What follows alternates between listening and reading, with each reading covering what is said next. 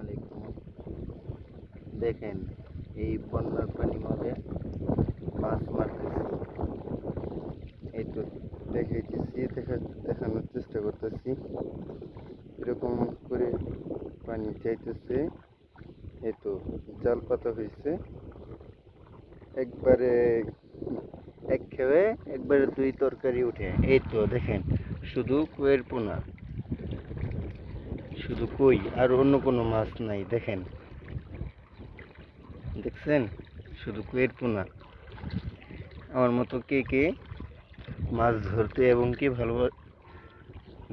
এবং কি মারতে ভালোবাসেন কমেন্টে বলবেন।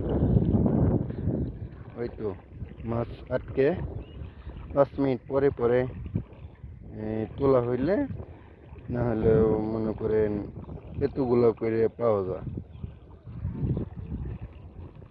ইনশাল্লাহ আবার যখন তুলবো তখন আপনাদের ভিডিওতে দেখাবো সরাসরি।